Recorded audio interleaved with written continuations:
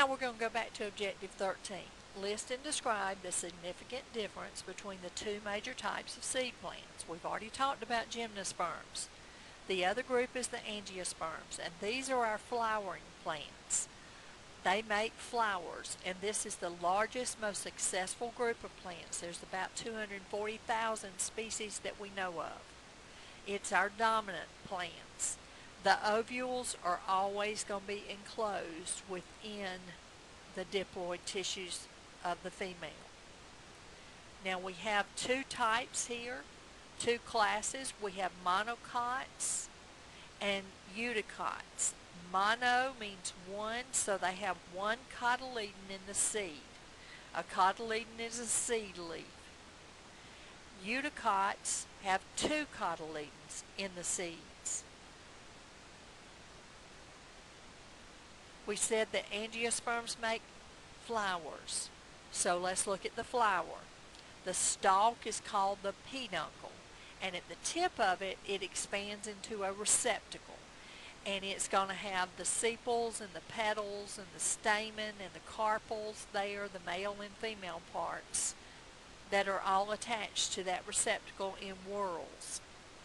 The sepals, the little green leaf-like structures that enclose a bud before it opens, all of those together are called a calyx, and all of the petals are called the corolla. The stamen is the male part of the plant, and it has the anther and the filament. The filament is the stalk. The anther produces the pollen. The carpel, the female part of the flower, has three parts: the stigma, style, and ovary. The stigma is at the tip, and it's very sticky so that the pollen grains will stick to it. And then the style is the stalk that leads to the bottom where it's swollen up, and it's called the ovary, and that contains the ovules that will become seeds. And that ovary develops into the fruit. So when you eat a piece of fruit like a peach, you're eating a ripened ovary. See a lot of diversity in the flowers. They're all different. And this is just showing you the generalized structure. See, all of the petals are the corolla. All of the sepals, the little leaf-like things that enclose the flower bud, that's all of them together called the calyx. You see how the receptacle is where the peduncle expands at the top, and all of these are attached to it.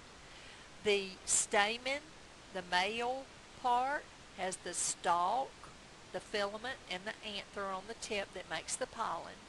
And then here's the female part, which is called the carpel.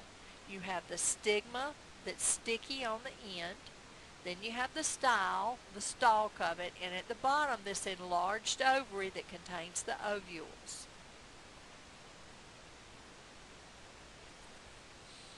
This is found on page 10 in your text, 110 in your textbook. It's the life cycle of a flowering plant. Again, the gametophyte stage is in the beige, and the sporophyte stage is in the blue. And you can see how when you get down there around number 4, you've got the mature male gametophyte that is going to, that pollen lands on the stamen, and the pollen tube grows down, and it goes up in and fertilizes that ovule. And of course, that leads up to the sporophyte generation when fertilization happens and you have your zygote. A lot of diversity in our flowers.